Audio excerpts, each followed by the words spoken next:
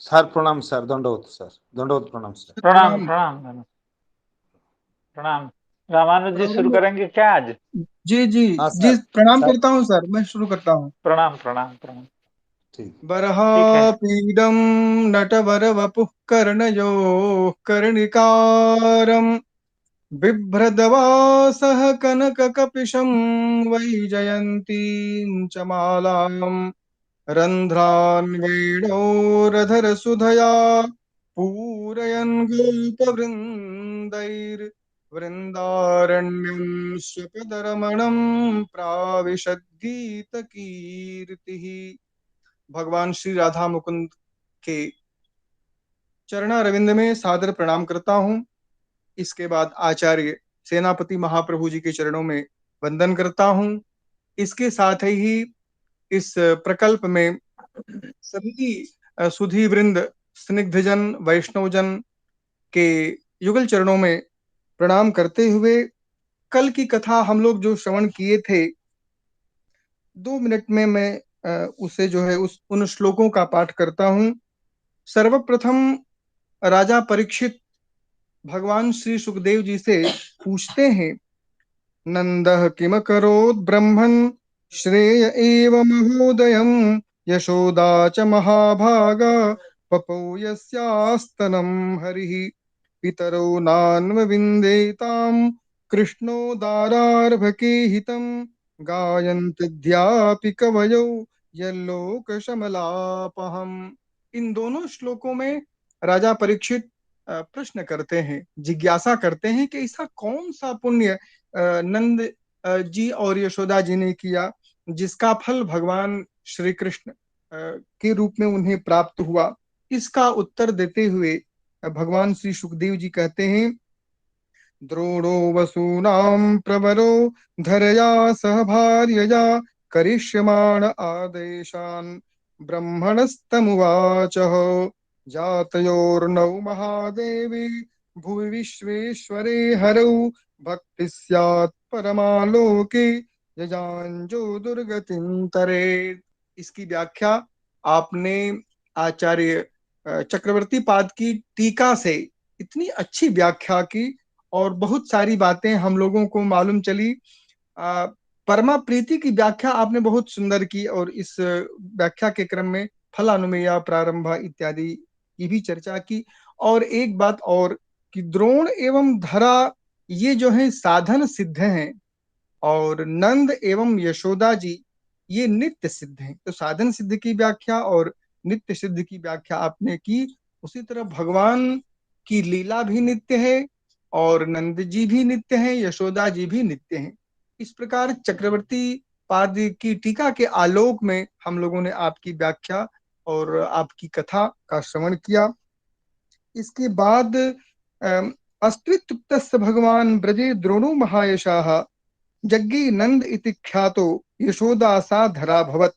इस प्रकार से पूर्व जन्म का वृत्तांत बताते हुए इसकी कथा भी आपने कैसे इन्हें ब्रह्मा जी के कारण यह वर प्राप्त हुआ और उसी को सत्य करने के लिए ततो भक्तिर भगवती पुत्री भूति जनार्दने दंपत्योर नितरामासीत गोप गोपीषु भारत। इसकी व्याख्या अब आज हम लोग श्रवण करेंगे। अभी अस्त्रित्युक्तस्य भगवान की व्याख्या जो है चक्रवर्ती पाद के माध्यम से कुछ शेष रह गई है। तो आज हम लोग आपके श्री चरणों में निवेदन करते हैं कि आप इस कथा सुधा से हम लोगों को कृतार्थ करें। आचार्य सेनापति महाप्रभु जी।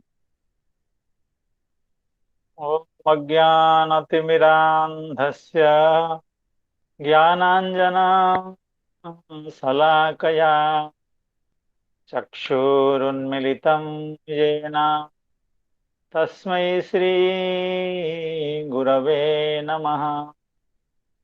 श्रीचैतन्यमनोभीष्टं स्थापितं येन भूतले स्वयं रूपः कदा मह्यं ददाति स्वपदान्तिकम्। वन्देऽहं श्रीगुरुं श्रीयुतपदकमलं श्रीगुरु वैष्णवांश्च श्रीरूपं साग्रजातं सहगण रघुनाथान्वितं तं सजीवं साद्वैतं सावधूतं परिजनसहितं कृष्णचैतन्यदेवं श्रीराधा कृष्णपादान् सहगण ललिता श्रीविशाखान्वितांश्च। हे कृष्णा करुणा सिंधो दीनबंधो जगत्पते गोपेश गोपिका कांत राधा कांत नमोस्तुते। तप्त कांचन गौरांगी राधे वृंदावनेश्वरी वृषभानुसुते देवी प्रणमामि हरिप्रिये। नमो महावदान्याय कृष्ण प्रेम प्रदायते कृष्णाय कृष्ण चैतन्य नाम्ने गौरत्विषे नमः। वाञ्छाकल्पतरुभ्यश्च कृपा सिन्धुभ्य एव च पतितानां पावनेभ्यो वैष्णवेभ्यो नमो नमः। जय श्री कृष्ण चैतन्य प्रभो नित्यानंद श्री अद्वैत गदाधर श्रीवासादि गौरभक्तवृंद। हरे कृष्ण कृष्ण कृष्ण हरे हरे हरे राम राम राम हरे हरे। नमो विष्णुपादाय कृष्णप्रेष्ठाय भूतले श्रीमते भक्तिवेदांत स्वामिन्निति नामिने। नमस्ते सारस्वते देवे गौरवाणी प्रचारिणे निर्विशेष शून्यवादी पाश्चात्य देशतारिणे। आज की कथा के प्रारंभ में समस्त भक्तजन वैष्णवजन संतजन एवं श्रीमद् भागवत कथा रसपिपासु सुधीजनों के चरणों में बारंबार दंडवत प्रणाम निवेदित करते हुए सभी का स्वागत विधान करता हूं। हमारे मित्र जैसे श्री रामानुजाचार्य जी ने बताया कि अभी हम लोगों का क्या प्रसंग चल रहा है, अर्थात परीक्षित महाराज जी का प्रश्न एवं सुखदेव गोस्वामी जी का जो उत्तर, अर्थात भगवान के प्रति नंद बाबा का एवं यशोदा मैया का इतना प्रेम कैसे उत्पन्न हुआ एवं इसमें क्या रहस्य है। तो उस रहस्य को, अर्थात यहाँ पर आप लोगों को याद होगा कि इस प्रश्न का श्री सुखदेव गोस्वामी ने अभिनंदन नहीं किया। अर्थात परीक्षित महाराज जी ने जब प्रश्न पूछा कि नंद बाबा को एवं यशोदा मैया को भगवान के प्रति इतना प्रेम कैसे उत्पन्न हुआ, इतना स्नेह कैसे हुआ, तो उसका अभिनंदन श्री सुखदेव गोस्वामी जी ने नहीं किया। अर्थात ये प्रश्न कुछ हल्का प्रश्न था। क्यों था प्रश्न हल्का? इसलिए क्योंकि परीक्षित महाराज जी भी भक्ति तत्व के वेत्ता हैं। अर्थात भक्ति का जो रहस्य है, भक्ति मार्ग का जो विज्ञान है, उसको परीक्षित जी महाराज भली भांति जानते हैं। ये भी जानते हैं नंद बाबा और यशोदा मैया ये कोई साधन सिद्ध भगवान के पिता माता नहीं है, अपितु ये नित्य सिद्ध हैं।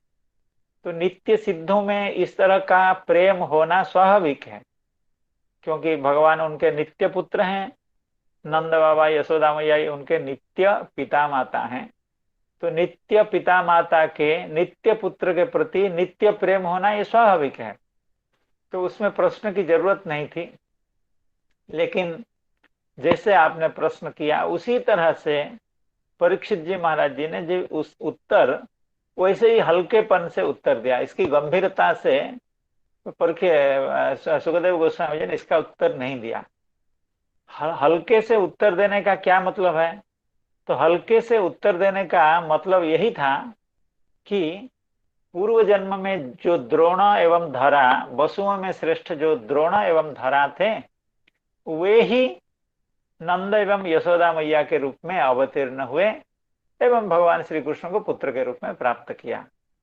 और ब्रह्मा जी क्या वर था, जब आपने ब्रह्मा जी से यह वर मांगा कि आप हमको यह कृपा कीजिए, वर दीजिए कि भगवान के प्रति हमारा अनन्य प्रेम हो, अनन्य भक्ति हो, तो ब्रह्मा जी ने उनको वर दिया था।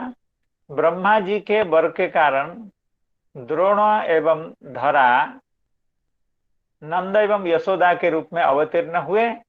और ब्रह्मा जी के वर के कारण भगवान के प्रति उनका अत्यंत ममता, अत्यंत स्नेह, पुत्र स्नेह, वात्सल्य स्नेह था। यह भी उत्तर हल्का उत्तर है, अर्थात ये कोई गंभीर उत्तर नहीं। गंभीर उत्तर क्या है? श्री चक्रवर्ती पाद अपनी व्याख्या में इसका सही तथ्य, इसका सही जो अंतर्निहित जो रहस्य है, अर्थात इसमें जो रहस्य है उसका उद्घाटन कर रहे हैं। रहस्य ये है कि द्रोण एवं धरा ये ही नंद बाबा एवं यशोदा मैया नहीं बन गए, बल्कि नित्य सिद्ध जो नंद बाबा एवं यशोदा मैया, उनके शरीर में वे दोनों प्रविष्ट हो गए। अर्थात नंद बाबा के शरीर में वसुओं में श्रेष्ठ जो द्रोण वे प्रविष्ट हुए। यशोदा मैया के शरीर में उनकी धर्मपत्नी जो धरा थी वो प्रविष्ट हो गई। तो इसके चलते उनको भी भगवान से अत्यंत प्रेम करने का मौका मिला, क्योंकि नंद बाबा तो प्रेमी हैं भगवान के, नित्य पिता हैं, और यशोदा मैया नित्य मैया हैं। तो उनका प्रेम तो साहजिक है, उनका वात्सल्य तो साहजिक है। तो साहजिक वात्सल्य जिन पिता माता में है, उनमें जब प्रविष्ट हो गए तो वो रस उनको आस्वादन करने को मिला, अर्थात वे भी भगवान को अपने पुत्र के रूप में भगवान से प्रेम करने लगे। ये है उसमें तथ्य। तो ये सब घटना कब हुई, क्यों हुई? हम लोग जब दसम स्कंध के प्रथम अध्याय का अध्ययन कर रहे थे तो उस समय हम लोग ये श्रवण किए हुए हैं कि पृथ्वी की दुर्दशा देख करके ब्रह्मा जी जब भगवान से प्रार्थना करने लगे कि आप संत जनों का उद्धार कीजिए एवं पृथ्वी का जो भार है, पृथ्वी का जो कष्ट है, उसको नष्ट कीजिए, उसका विनाश करिए, उसका उपशम कीजिए, ऐसी प्रार्थना थी। तो उस समय उनको आकाशवाणी हुई थी, या समाधि में ब्रह्मा जी ने यह देखा था, अर्थात उनको यह आवाज सुनाई दी थी, वसुदेव गृहे साक्षात भगवान पुरुषः परः जनिष्यते तत्प्रियार्थम संभवन्तु सुरस्त्रियः। अर्थात भगवान श्री कृष्णचंद्र वसुदेव महाराज जी के घर में अवतीर्ण होंगे और समस्त देव एवं उनकी पत्नियां ये सब जाकर के वहां नंद ब्रज में उनकी सेवा में उपस्थित हों। यह दैववाणी थी, आकाशवाणी थी, समाधि में ऐसा बोध ब्रह्मा जी को हुआ था। तब ब्रह्मा जी ने सभी देवताओं को कहा था कि आप लोग जाकर के वहां अवतीर्ण होइए। तो उसी प्रसंग में श्री ब्रह्मा जी जब वसुओं में श्रेष्ठ, अर्थात वसुओं में श्रेष्ठ इसके कारण इसलिए क्योंकि वे भगवान के प्रति भक्ति परायण थे, क्योंकि भक्ति परायण व्यक्ति ही श्रेष्ठ कहा जाता है, भगवत परायण व्यक्ति ही श्रेष्ठ कहा जाता है। तो वसुओं में श्रेष्ठ जो द्रोण एवं धरा, ये दोनों अत्यंत भक्त थे, अत्यंत भगवान के प्रति स्निग्ध हृदय के थे। तो ब्रह्मा जी ने सोचा कि इनको भी भेज दिया जाए, ब्रज में जब भगवान का अवतार होगा तो इनको भी वहां भेज दिया जाए, ये भी भगवान की सेवा में देवताओं के साथ, ऋषियों के साथ, बड़े बड़े मुनियों के साथ, बड़े बड़े संतों के साथ ये भी अवतीर्ण होंगे, तो भगवान को इनका भी सुख मिलेगा। ब्रह्मा जी भी इसकी व्यवस्था कर रहे थे।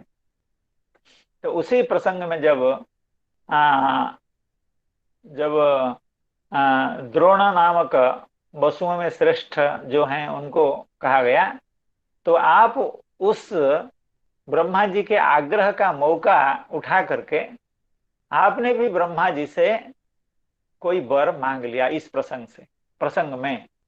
अर्थात हे ब्रह्मा जी, आप जैसा कह रहे हैं वैसा ही होगा।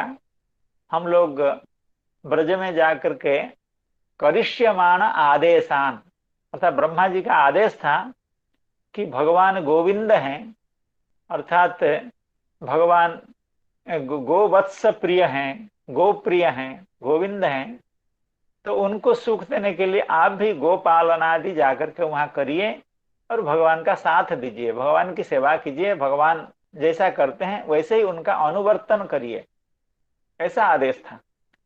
तो इस आदेश का मौका उठाते हुए द्रोण, क्योंकि वो भक्त थे, अब भक्त चतुर हुआ करते हैं, भक्त अत्यंत चतुर हुआ करते हैं, तो आपने उसी प्रसंग में ब्रह्मा जी से कहा कि ठीक है, आपकी आज्ञा का पालन हम करेंगे, लेकिन आप भी हमारे ऊपर कृपा कीजिए। कृपा यह है कि आप हमको ऐसा वर दीजिए कि भगवान के प्रति हमारी चित्तवृत्ति अखंडित रहे, अर्थात परमा प्रीति भगवान के प्रति हमारा हो। तभी ब्रह्मा जी ने तथास्तु कह करके उनको वर दिया था कि आप ब्रज में जब उत्पन्न होंगे तब आपको भगवान के प्रति अत्यंत प्रीति रहेगी। तो उसी प्रसंग में अस्त्युक्त स एवेह ब्रजे द्रोणो महायशः, अर्थात जब ब्रह्मा जी ने कह दिया अस्तु, ऐसा ही होगा, आप जैसे चाहते हैं कि भगवान के प्रति आपकी परमा प्रीति हो। तो इस प्रसंग में हम लोग श्री चक्रवर्ती पाद की व्याख्या कल पढ़ रहे थे। परमा प्रीति का क्या मतलब? परम प्रीति तो कई तरह से होती है, लेकिन द्रोण एवं धरा की भगवान के प्रति वात्सल्य प्रीति थी उस समय, अर्थात जब वे वसु के रूप में थे उस समय उनकी भगवान के प्रति वात्सल्य प्रीति रही होगी, वात्सल्य थी, ऐसा कहिए कि वात्सल्य प्रीति। क्यों? न फले न अनुमीयते, फल से, जैसे चक्रवर्ती पाद कल कह रहे थे, फले न फल कारणम अनुमीयते, क्योंकि उनको फल मिला, अर्थात भगवान के प्रति परमा प्रीति मिली। वो कौन सी प्रीति थी? ना वात्सल्य प्रीति थी, अर्थात भगवान को अपने संतान के रूप में वे प्राप्त किए हुए थे एवं अखंड प्रीति थी। इसका मतलब यही हुआ कि उनका भाव, जब ब्रह्मा जी से आपने प्रार्थना की थी कि भगवान के प्रति हमारी परमा प्रीति हो, तो मन में तो प्रीति का एक स्वरूप उनका बना होगा, इस तरह की प्रीति हो, अर्थात हम भगवान का कांता बने या कांत बने या भगवान के सखा बने या भगवान के पिता माता बने। तो उनके चित्त में यही संकल्प आया था कि भगवान को हम पुत्र के रूप में प्राप्त करें, क्योंकि ये धरा और द्रोण दंपति थे, स्वामी स्त्री थे, दोनों गृहस्थ थे, गृहिणी थे।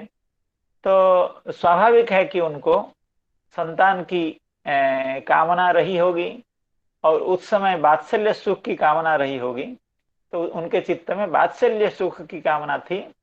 उसी के कारण उनको जो परमा प्रीति भगवान के प्रति प्राप्त हुई, वो परमा प्रीति वात्सल्य प्रीति प्राप्त हुई। इसको चक्रवर्ती पाद इस तरह से कहे थे, अस्तित्युक्तस्स एवेह ब्रजे द्रोणो महायशः यज्ञे नंद इति।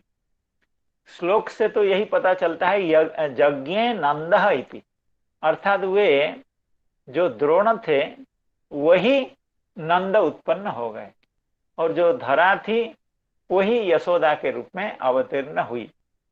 शब्दतः यही अर्थ पता चलता है, लेकिन श्री चक्रवर्ती पाद का कहना था कि श्री परीक्षित जी महाराज जी का प्रश्न जैसे हल्का प्रश्न था, कोई गंभीर प्रश्न नहीं था, कोई तात्विक प्रश्न नहीं था, उसी तरह से इन श्लोकों में जो उत्तर दिया गया है, अर्थात द्रोण ही नंद बने और धरा ही यशोदा बनी, यह भी उत्तर कोई गंभीर उत्तर नहीं है, अर्थात ये रहस्य से भरा हुआ उत्तर है। अर्थात ये उत्तर स्पष्ट उत्तर नहीं है, इसके अंदर कुछ रहस्य छिपा हुआ है। तो वो रहस्य क्या है उसका उद्घाटन करते हुए श्री चक्रवर्ती पाद कह रहे हैं कि नंद बाबा यशोदा मैया तो भगवान के नित्य पिता माता हैं। उनमें यथाक्रम द्रोण का एवं धरा का प्रवेश हो गया। अर्थात नंद बाबा अकेले नंद नहीं है, उनके शरीर में द्रोण प्रविष्ट हैं, यशोदा मैया के शरीर में धरा प्रविष्ट हैं। तो जब नंद बाबा वात्सल्य सुख का अनुभव कर रहे हैं तो स्वाभाविक है कि उनके अंदर विराजमान जो द्रोण हैं वो भी वात्सल्य सुख का अतिशय न अनुभव कर रहे हैं। यशोदा मैया भी जब वात्सल्य सुख का अनुभव कर रही है तो उनके हृदय में, उनके शरीर में प्रविष्ट जो धरा है वो भी वात्सल्य सुख का अनुभव कर रहे हैं। ये है यथार्थ उत्तर। लेकिन श्लोकों में जिस उत्तर की चर्चा की गई है, यज्ञे नंद इति ख्यातः, अर्थात वे द्रोण ही नंद हो गए, ऐसी बात नहीं है। या यशोदासा धरा भवत, अर्थात वे धरा ही यशोदा हो गए, यह तथ्य नहीं है। तो इस बात का उद्घाटन श्री चक्रवर्ती पाद हम लोगों के लिए कर रहे थे। और अगले श्लोक में ततो भक्तिर्भगवती पुत्री भूते जनार्दने दंपत्योर्नितरामासीत् गोप गोपीषु भारत। ततो भक्तिर्भगवती पुत्री भूते जनार्दने दंपत्योर्नितरामासीत् गोप गोपीषु भारत।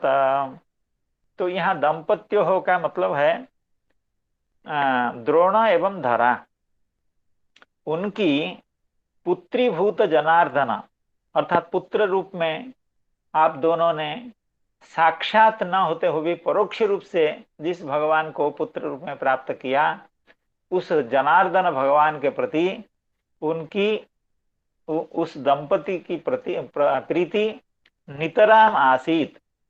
और गोप गोपीषु भारत, अर्थात गोपों की भी प्रीति थी, गोपियों की भी प्रीति थी, लेकिन उनकी प्रीति से बढ़कर के द्रोण एवं धरा की प्रीति थी।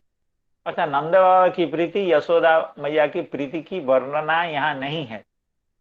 उनके शरीर में प्रविष्ट जो द्रोण है, धरा है, उनकी प्रीति का वर्णन है, क्योंकि इनका प्रीति तो स्वाभाविक है। इनकी प्रीति का क्या वर्णन किया जाए उसकी जरूरत ही नहीं है।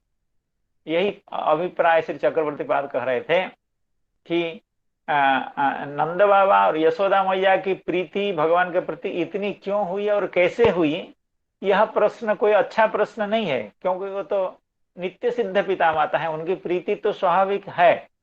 लेकिन द्रोण एवं धरा की प्रीति इतनी अधिक कैसे हो गई, उसकी चर्चा यहाँ हो रही है। तो ब्रह्मा जी की उनके ऊपर कृपा थी, उनका वर था, एवं उनकी भी उत्कट इच्छा थी, और साधना भी अत्यंत थी, प्रचंड साधना थी। अर्थात जब आप द्रोण एवं धरा के रूप में, वसु के रूप में थे, तो उस समय भगवान के वात्सल्य की उपासना करते थे। इसलिए जब वे नंद एवं यशोदा में प्रविष्ट हुए तो वही वात्सल्य सुख, वही वात्सल्य भाव उनका बलवत्तर हो गया और बढ़ गया, क्योंकि उसमें ब्रह्मा जी की कृपा भी सम्मिलित थी। ततो भक्तिर्भगवती पुत्री भूते जनार्दने दंपत्योर्नितरामासीत् गोप गोपीषु भारत। इसकी व्याख्या में श्री चक्रवर्ती पाद कह रहे हैं, ततो भक्तिर्भगवती पुत्री भूते जनार्दने। जनार्दन भगवान जब पुत्र बन गए, क्योंकि जब नंद बाबा में प्रविष्ट हैं एवं यशोदा मैया में प्रविष्ट हैं धरा, तो स्वाभाविक रूप से उनके भी पुत्र बन गए भगवान। भगवान को पुत्र बनने में कोई समस्या नहीं होती है, जैसे भगवान को कांत बनने में कोई समस्या नहीं होती है, पति बनने में 16,108 के तो विवाहित पति हो गए, और अनंत कोटि गोपियों का कांत बन गए। और जितनी गोपियां थी, अर्थात जिनके बालकों को ब्रह्मा जी ने चुरा लिया था 1 साल तक, और जिन गायों का के बछड़ों को ब्रह्मा जी ने अपने कमंडलू में लेकर के 1 साल तक चुरा लिया था, उन सभी गोपियों के भगवान पुत्र बन गए थे। तो सभी गाभियों का, सभी गौओं के भी भगवान पुत्र बन गए थे। तो द्रोण के और धरा के पुत्र अलग से बन जाएं तो वो कोई बड़ी बात नहीं है भगवान के लिए, क्योंकि भगवान असीम है। सभी के मनस्कामना को पूर्ण करने में भगवान को कोई कोई कोई कष्ट उठाना नहीं पड़ता, कोई एक्स्ट्रा परिश्रम, कोई अतिरिक्त श्रम नहीं करना पड़ता है।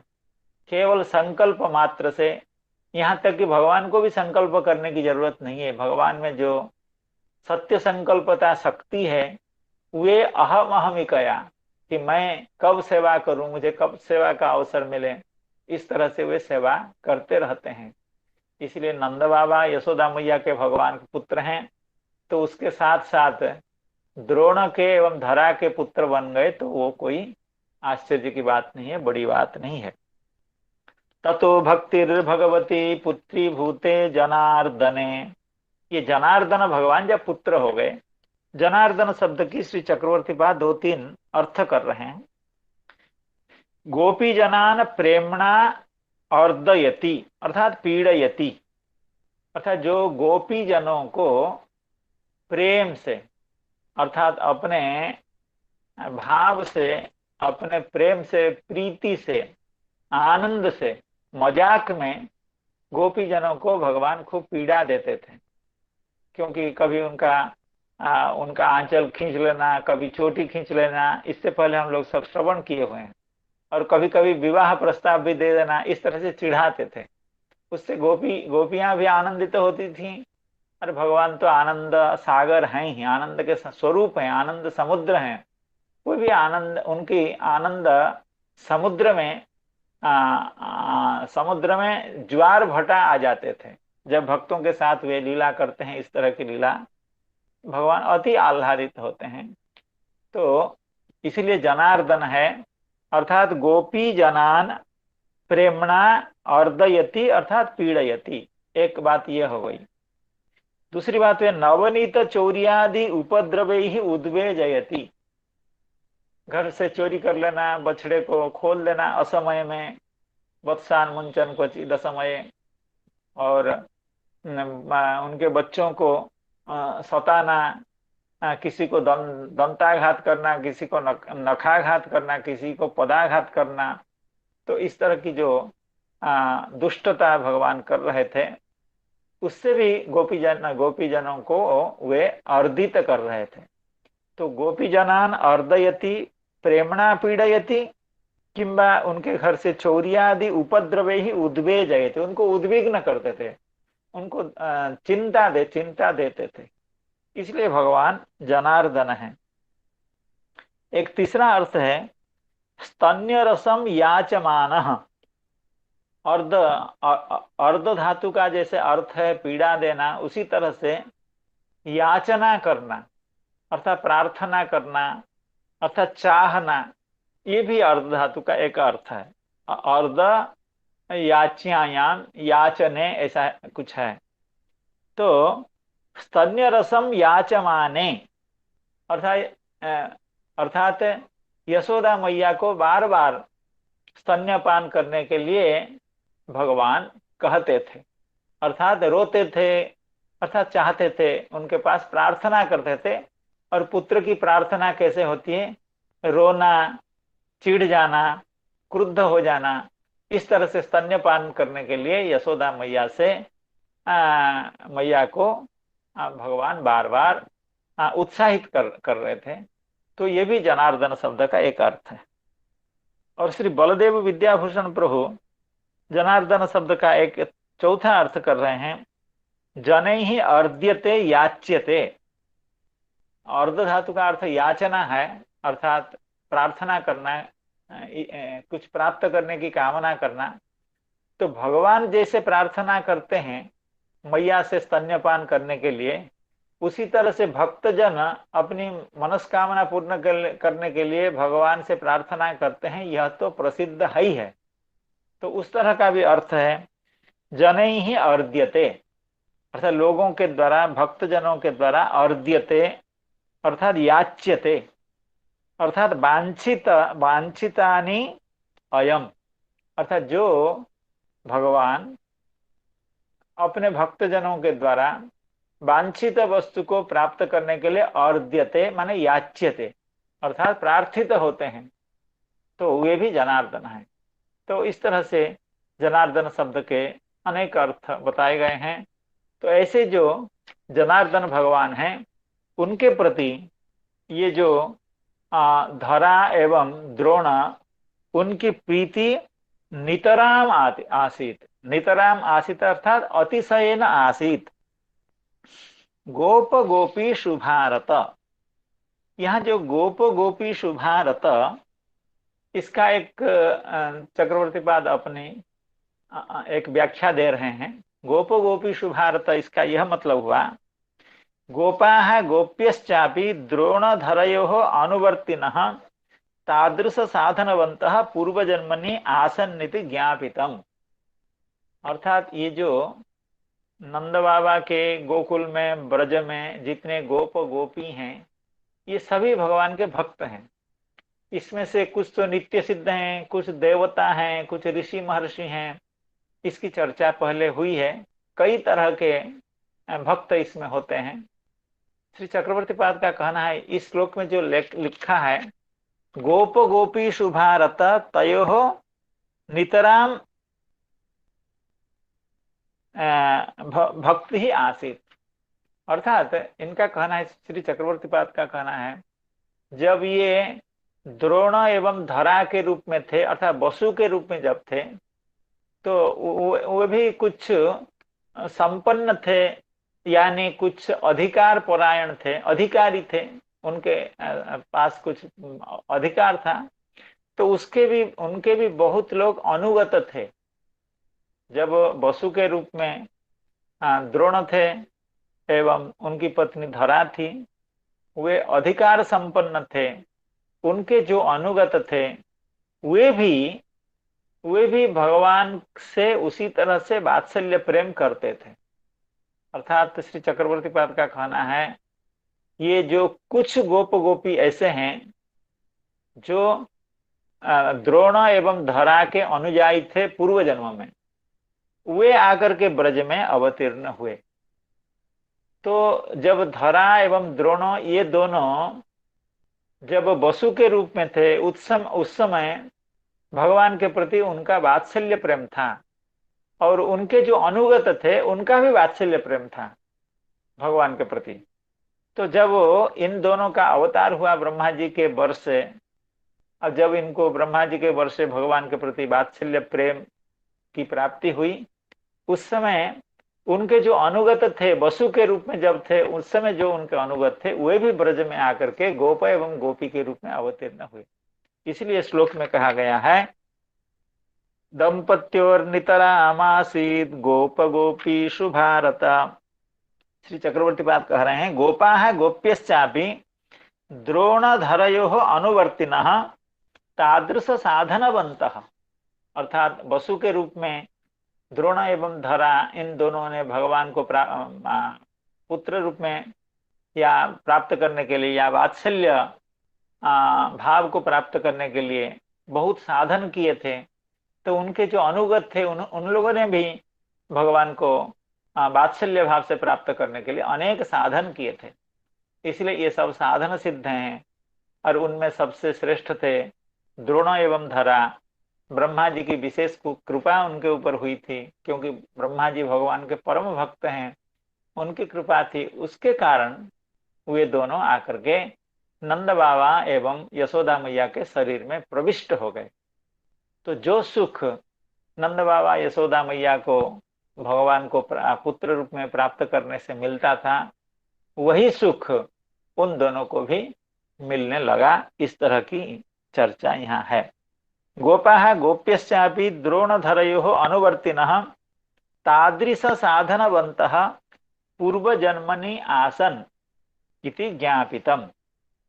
तो ब्रह्मा जी की कृपा से उनके वर्ष से द्रोण एवं धरा का अभी ब्रज में अवतार हुआ है। अवतीर्ण हुए हैं।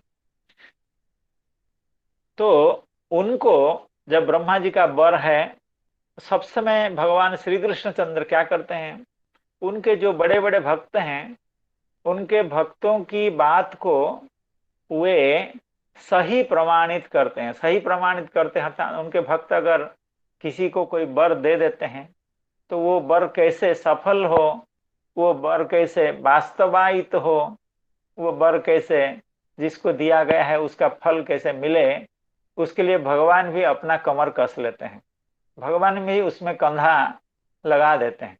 तो ब्रह्मा जी ने जब द्रोण एवं धरा को कहा कि आपको परमा प्रीति भगवान के प्रति प्राप्त होगी, तो भगवान ने क्या किया, उसके कारण भगवान अवतीर्ण होकर के द्रोण एवं धरा को वह सुख वह प्रीति भगवान देने लगे।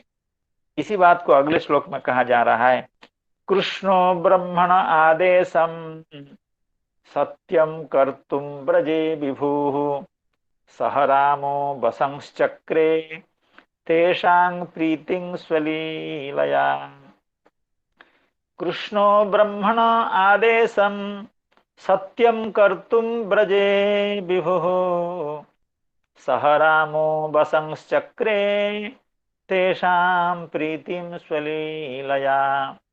तो कृष्ण ब्रह्मण आदेशम सत्यम कर्तुं, ब्रह्मा जी ने आदेश दे दिया। आदेश का मतलब यहाँ है परमा भक्ति अस्तु इति वरम। ब्रह्मा जी ने कहा आप लोग चाहते हैं भगवान के प्रति आपका परम प्रीति हो, तो ऐसा वर भी कहाँ लोग चाहते हैं, भगवान के प्रति प्रीति हो ऐसा वर हम लोग कहाँ चाहते हैं।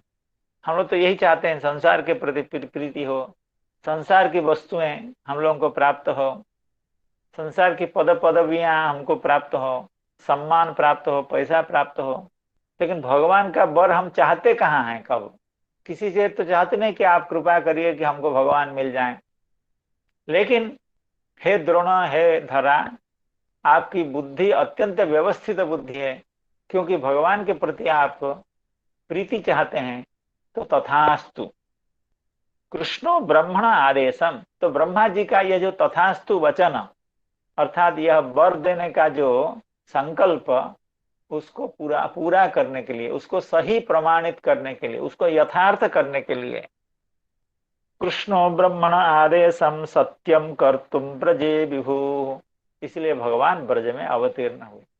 देखिए जब बहुत सारा काम इकट्ठा हो जाता है तब भगवान ब्रज में, तब भगवान अवतीर्ण होते हैं। ऐसे सामान्य तौर पर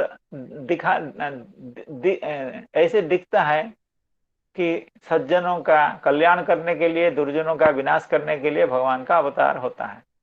लेकिन किसी भगवान के अवतार में एक दो कारण नहीं होते, अनंत कारण होते हैं। तो भगवान नंदनंदन के रूप में भगवान का जो अवतार है, उस अवतार के पीछे यह भी एक कारण है। कौन सा कारण? न ब्रह्मा जी का द्रोण एवं धरा को जो वर प्रदान किया गया था, उस वर को चरितार्थ करने के लिए, उसको सत्य करने के लिए भी भगवान को अवतार लेना पड़ा, क्योंकि ब्रह्मा जी भगवान के अत्यंत प्रिय भक्त हैं। इसलिए प्रिय भक्त की बात टाली नहीं जाती है, उनकी बात असत्य ना हो, इसलिए भगवान को अवतीर्ण होना पड़ा। तो ये भी भगवान के अवतार में एक कारण है। अर्थात जैसे कुंती महारानी ने भगवान के अवतार के बहुत सारे कारण बताए थे, उन कारणों में एक कारण इसको भी जोड़ दिया जाना चाहिए, उसके हम हिसाब नहीं कर सकते हैं। जैसे शायद मैंने इसकी पहले चर्चा की थी, पहले घर में कभी कभी ऐसा होता है कि कुछ चीजों की आवश्यकता पड़ती है, तो गृहिणी कहती है कि हाँ बाजार से ये ले आइए, ये ले आइए। तो जो लोग इंटेलिजेंट गृहस्थ होते हैं वे बार बार बाजार नहीं जाया करते हैं। वे कहते हैं भाई अब इस चीज की तुमको जरूरत है तो पहले बता दिए होते, या थोड़ा सा इंतजार कर लो, एक लिस्ट बना लो। हर एक चीज के लिए मैं बार बार बाजार जाऊं ये अच्छी बात नहीं है, क्योंकि मेरे पास इतना समय नहीं है। तुम एक लिस्ट बना दो, एक बार जाऊंगा, समय दे करके समस्त जो आवश्यक चीजें हैं उनकी खरीदारी करके ले आऊंगा। तो हम लोग जो सामान्य थोड़ा सा विवेक रखते हैं, थोड़ी बहुत बुद्धि रखते हैं, हम अगर ऐसी बुद्धि का प्रयोग करते हैं बाजार जाने में या कोई और कर्म करने में, तो भगवान तो सभी को बुद्धि देने वाले हैं। तो उसलिए इसलिए वे भी ऐसा इंतजार करते हैं। अर्थात जब बहुत सारे काम इकट्ठे हो जाते हैं, भगवान को तब अवतार लेना पड़ता है। केवल कंस को मारने के लिए भगवान को अवतार नहीं लेना है। अनंत अनंत काम, जब अनंत दायित्व जब भगवान के ऊपर आ पड़ता है, गोपियों को कांत सुख देना, बाबा माँ को वात्सल्य सुख देना, धरा एवं द्रोणों को भी पुत्र सुख देना, कई सारे, ये तो दो चार हम गिना पा रहे हैं। और विद्वान लोग या भक्त लोग कुछ जानते हैं, और ऐसे बहुत सारे अजाना कारण भगवान के पास होंगे जिसके चलते भगवान को अवतीर्ण होना पड़ता है। नहीं तो भगवान इतने सस्ते नहीं है कि जब तब अवतीर्ण हो जाए। तो इसी बात को कह रहे हैं, कृष्णो ब्रह्मण आदेशम सत्यम कर्तुम ब्रजे विभु सह रामो बसन चक्रे। अर्थात भगवान बलराम के साथ आप ब्रज में आकर के अवतीर्ण होकर के निवास करने लगे, एवं तेषाम प्रीतिम चक्रे, अर्थात उनके प्रेम को उत्पन्न किया। उनके का मतलब तेषाम यहाँ बहुवचन है। एक तो द्रोण एवं धरा है, एवं गोप गोपी हैं। गोप गोपी का मतलब द्रोण एवं धरा के जो अनुगत थे, जो अब गोपी एवं गोप के रूप में अवतीर्ण हुए हैं, उनकी प्रीति को, उनका प्रेम को बढ़ाने के लिए भगवान ने अपूर्व लीलाएं संघटित की भगवान श्री बलराम के साथ। कृष्णो ब्रह्मण आदेशम सत्यम कर्तुम ब्रजे विभु सह रामो बसंश्चक्रे तेषां प्रीतिम स्वलीलया। कृष्ण ब्रह्मण आदेशम, यहाँ आदेश शब्द का अर्थ है वर। क्या वर था? परमा भक्ति ही अस्तु इति वरम। ठीक है, भगवान के प्रति आप परम प्रीति की चाह रखते हैं, यह तो दुर्लभ चाह है। ऐसी कामना कहाँ जीव के संकल्प में, जीव के हृदय में ऐसे संकल्प कहाँ उदित होते हैं? तो आपके संकल्प में, आपके हृदय में जब भगवान के प्रति प्रीति का संकल्प उत्पन्न हुआ है, तो ऐसा वर देने में हमें कोई समस्या नहीं, कोई समस्या नहीं। हिरण्याक्ष को वर देने में तो कितनी बड़ी समस्या हो गई, और कितने कितने असुरों को, कितने कितने दानवों को ब्रह्मा जी, महादेव जी सब वर दे देते हैं। उस वर से तो आफत ही आफत है। लेकिन कोई ऐसा वर मांगे कि भगवान के प्रति हमारी प्रीति हो जाए, ऐसे वर देने में भगवान को थोड़ा सा कष्ट होगा, क्योंकि इस वर को सत्य करने के लिए भगवान को अवतीर्ण होना पड़ेगा। लेकिन भगवान खुशी खुशी में अवतीर्ण हो जाते हैं। भक्त की इच्छा को पूर्ण करने के लिए, भक्त के साथ लीला खेला करने के लिए अवतीर्ण होते हैं। तो ब्रह्मा जी अत्यंत प्रफुल्लित हृदय से, अत्यंत आनंद पूर्वक द्रोण एवं धरा की जो कामना थी, उस कामना को पूर्ण करने के लिए ब्रह्मा जी ने वर दे दिया। आदेशम परमा भक्ति अस्तु इति वरम प्रीतिम चक्रे। कृष्ण ब्रह्मण आदेशम सत्यम कर्तुम ब्रजे विभु सह रामो बसंश्चक्रे तेषां प्रीतिम स्वलीलया प्रीतिम चक्रे प्रेमाणम उत्पादयामास। अर्थात अपने प्रति, भगवान के प्रति इनकी प्रीति तो पहले से थी, लेकिन उस प्रीति को इतना गुण अपनी लीला के माध्यम से बढ़ाया कि इतनी प्रीति कभी उत्पन्न हो नहीं सकती थी। तो भगवान का अवतार का यही मुख्य प्रयोजन है कि उनके प्रति भक्तजनों की प्रीति दिनानुदिन, प्रतिदिन, प्रतिक्षण विवर्धमान हो, बढ़े। इसलिए भगवान अवतीर्ण होकर के विविध लीला संघटित करते हैं। तो ब्रजे बसन, अर्थात ब्रज में भगवान आकर के अवतीर्ण हुए, ब्रज में निवास किए। तो हम लोग जानते हैं ब्रज में भगवान ने अनंत लीलाएं की। जिन लीलाओं में से कुछ लीलाओं का वर्णन श्रीमद् भागवत ग्रंथ में हुआ है, या अन्य अन्य भक्तगण भी कुछ लीलाओं का, सूरदास जी हुए, गोस्वामी तुलसीदास जी है हुए, वे भी कृष्ण लीला का वर्णन करते हैं। तो ऐसे बड़े बड़े आचार्य लोग, बड़े बड़े भक्त लोग, बड़े बड़े संत जना भगवान की लीलाओं का वर्णन करते हैं। लेकिन भगवान की लीला तो अनंत है, ये हमको मालूम है। तो भगवान की यह जो लीला थी, इस अष्टम अध्याय में हम लोगों ने अध्ययन किया, ये मृदभक्षण लीला और विश्व दर्शन लीला और आगे तृणावर्त वध का लीला, तो ये सब लीला भगवान करते रहे। और भी अनंत लीलाएं की, और आगे क्या लीलाएं हो रही हैं, अर्थात भगवान की अब किस लीला में भगवान उतरने वाले हैं, उस लीला का संकेत अगले अध्याय में होगा, जिसको नवम अध्याय कहा जाता है। तो भगवान की कृपा से, उनके संकल्प से, आप सब भक्तजनों की सहयोग से, शुभाशीर्वाद से, इस तरह से अष्टम अध्याय की परिसमाप्ति होती है। अब हम लोग नवम अध्याय में प्रवेश करेंगे।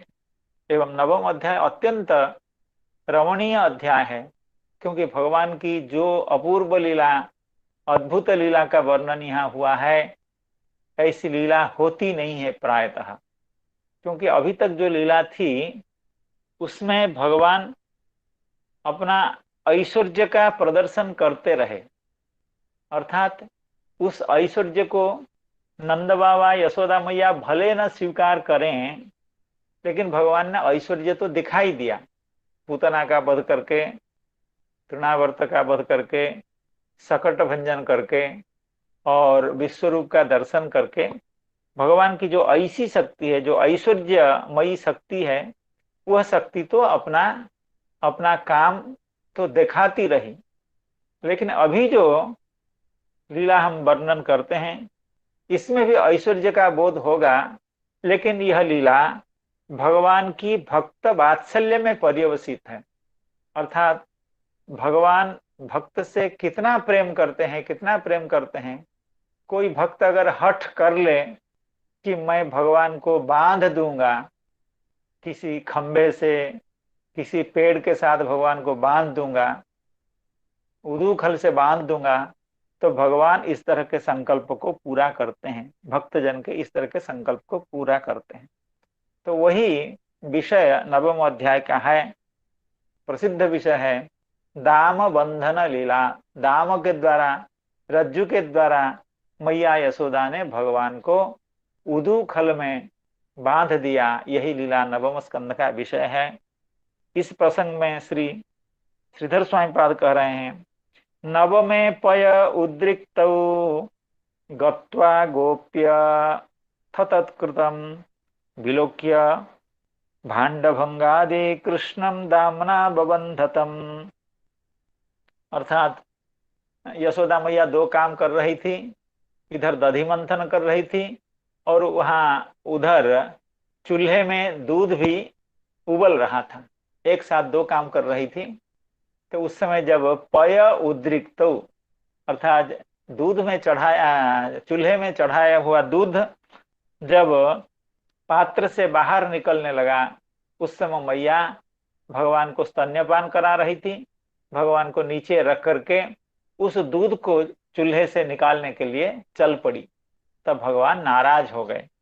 नाराज होकर के, मैया के ऊपर नाराज होकर के, मैया का यह जो काम था, अर्थात दधि मंथन, इसमें भगवान ने विराट बहुत बड़ा विघ्न उत्पन्न कर दिया। अर्थात दधि भांड को फोड़ दिया। किसके साथ? शिलापुत्र। शिलापुत्र का मतलब वो जो सिल होता है, बांटते हैं, पीसते हैं जो मसाले, तो जो ऊपर वाला होता है उसको शिलापुत्र कहते हैं। उसके द्वारा भगवान ने क्या किया, मटके को, दधि मटके को फोड़ दिया। तो पहले तो मैया भगवान को नीचे रख करके दूध को उतारने के लिए चली गई, भगवान नाराज हो गए। एवं दंड भंगादि, जब भगवान ने भांड भंगादि, भगवान ने दधि भांड को तोड़ दिया, तब मैया नाराज होकर के भगवान को शासन करने लगी, अनुशासित करने लगी, अर्थात रज्जु से भगवान को बांध दिया। तो कैसे बांध दिया? यह लीला इस अध्याय में वर्णित है, उसका हम लोग अध्ययन करेंगे। आगे श्री श्रीधर स्वामीपाद कह रहे हैं, तनूदराश्रितम विश्वम दृष्ट्वा विस्मित चेतसः बंधन द्व्यंगुला पूर्त्या पूर्णताम अन्न दर्शयत। अर्थात इस जिस लीला का अभी हम लोग अध्ययन कर रहे थे, यह जो विश्व रूप दर्शन लीला, ब्रह्मांड दर्शन लीला, भगवान अपने इतने से उदर में, छोटा सा जो पेट है भगवान का, छोटा सा उदर है, उसमें अनंत कोटि ब्रह्मांड का दर्शन भगवान करा रहे थे। तनुदर, तनु का मतलब अपना पतला छोटा सा, भगवान का जो उदर है उसमें आश्रित जो विश्व है, अर्थात विश्व भगवान के उदर को अवलंबन करके विद्यमान है। ऐसे विश्व को दृष्टवा, दर्शन करके मैया तो अत्यंत विस्मित हो गई थी, जिसका हम लोगों ने अभी श्रवण किया था अष्टम अध्याय।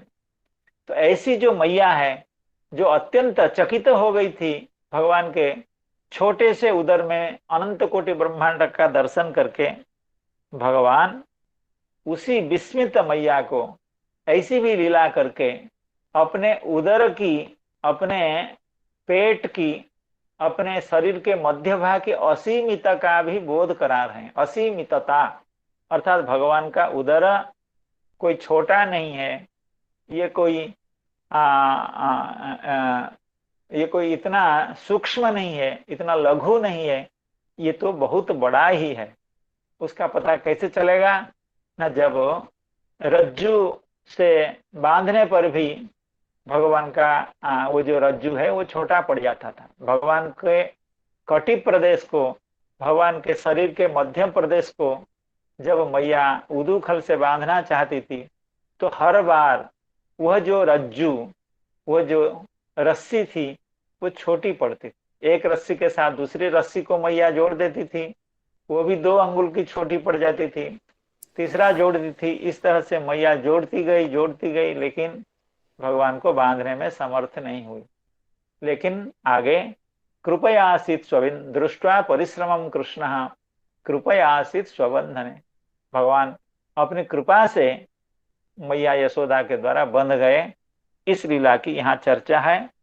तो श्री श्रीधर स्वामी पाद कहते हैं, पूर्णताम अन्व दर्शयत, अर्थात वहां तो भगवान ने दिखाया था इतना छोटा सा उदर, और यहाँ पूर्णता को दिखाया। कैसे पूर्णता को दिखाया?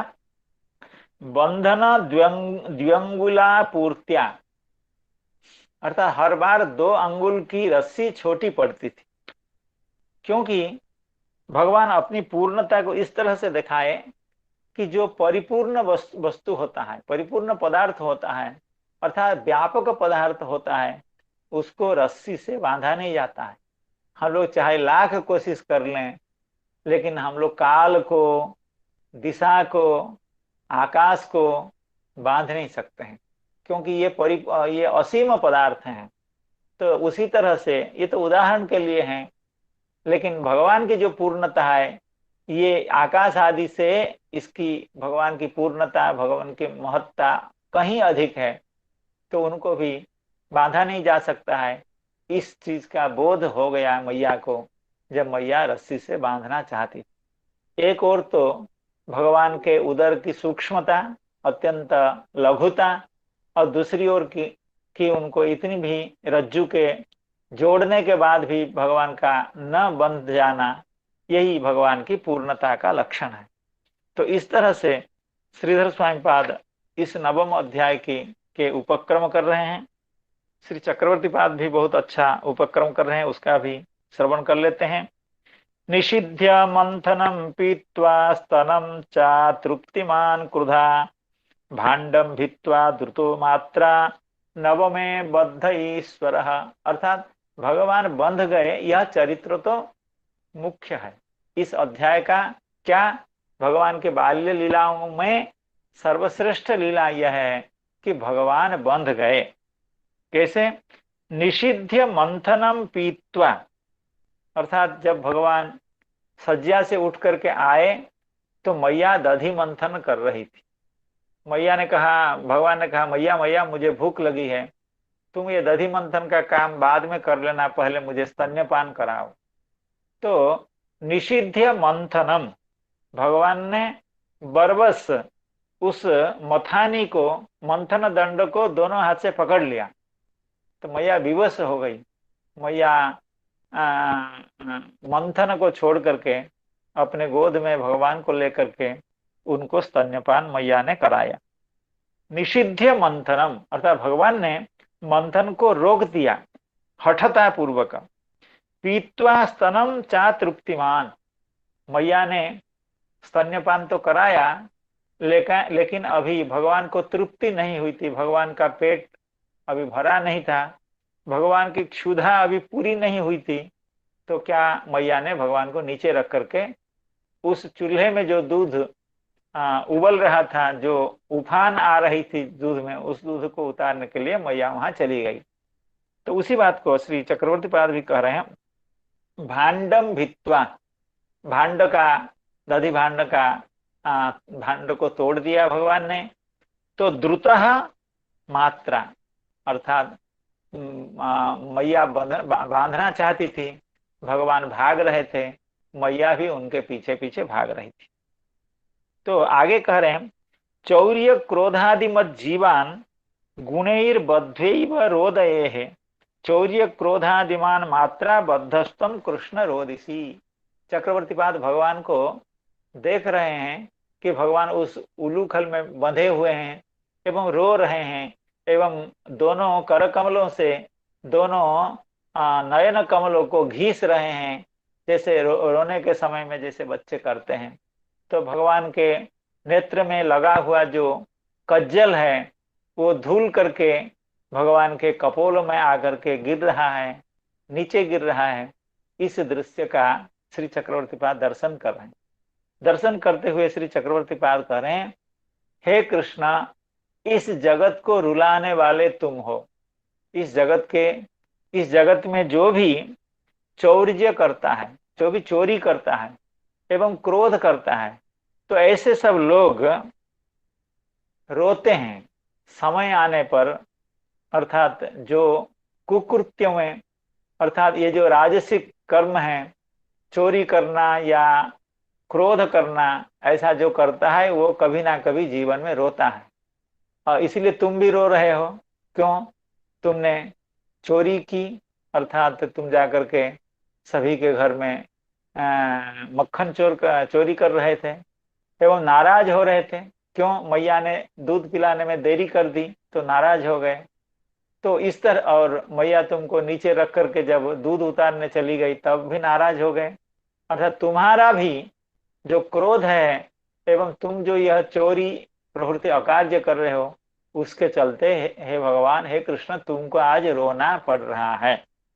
चौर्य क्रोधादि जीवान, अर्थात जो जीव, जो मनुष्य चौर्य एवं क्रोध परायण होते हैं, चौर्य परायण होते हैं, क्रोध परायण होते हैं, उनको गुणे ही बद्धैव रोदय, उनको तुम गुणों से बांध करके, कौन सा गुण ना, त्रिगुण के द्वारा बांध करके, भगवान का सबसे बड़ा रज्जु, सबसे बड़ा गुण, गुण शब्द का रज्जु अर्थ होता है, रस्सी अर्थ होता है। तो त्रिगुणात्मक जो रस्सी है उससे बांध करके तुम लोगों को रुला रहे हो। तो उसी तरह से चौर्य करने के कारण एवं कोप करने के कारण, क्रोध करने के कारण आज तुम मैया के हाथ में बंध करके रो रहे हो। इस तरह की लीला का वर्णन श्री चक्रवर्ती पाद कर रहे हैं। और गोस्वामी जी ने बहुत अच्छी बात कही है, जिन बांधे सुर असुर नागनर प्रबल कर्म की डोरी, सोई अविच्छिन्न ब्रह्म जसुमती, हठी बांध्यो सकत न छोरी। अर्थात जो भगवान सुर देवताओं को, असुरों को, नागलोक में विद्यमान जो नाग हैं उनको, समस्त मनुष्य जाति को प्रबल कर्म की डोरी, अर्थात उनके जो शुभाशुभ कर्म है, शुभ कर्म से भी मनुष्य बनता है, अशुभ कर्म से तो मनुष्य बनता ही है। अर्थात हे भगवान, आप शुभाशुभ कर्म से, कर्मों के द्वारा समस्त जीव जगत को नियंत्रण कर रखे हैं, बांध रखे हैं। उसमें देवतागण भी हैं, असुर गण भी हैं। जिन बांधे सुर असुर नाग नर प्रबल कर्म की डोरी, अर्थात कर्म रूपी डोरी से, कर्म रूपी रज्जु से आप सभी को बांध रखे हैं। सोई अविच्छिन्न ब्रह्म, वही अविच्छिन्न ब्रह्म है, निरवधिक जो ब्रह्म है। ये जसुमती हठ बांध्यो, अर्थात जसुमती मैया ने, यशोदा मैया ने हठ पूर्वक, बलपूर्वक भगवान को आज बांध दिया। सकत न छोरी, वहां से निकलने का सामर्थ्य तुमको नहीं था। जैसे जीवगण त्रिगुण से बंधे हुए उस बंधन से नहीं निकल पाते हैं, हे भगवान आप भी उसी तरह से बंधन में पड़े हुए हैं। तो भगवान से हम लोगों की प्रार्थना हो कि उनकी भक्ति हो, भगवान के चरण कमलों में हम लोगों की भक्ति हो, हम लोग इस त्रिगुणात्मक संसार से मुक्त होकर के भगवान के चरण कमल में आश्रित हो पाए। इसी प्रार्थना के साथ एवं समस्त संत जनों, भक्त जनों, श्रोत जनों के चरण कमलों में बार बार प्रणाम निवेदन पूर्वक आज की कथा को यहीं परिसमाप्त किया जाता है। हरे कृष्णा हरे कृष्ण कृष्ण कृष्ण हरे कृष्ण हरे, कृष्ण हरे हरे राम हरे राम राम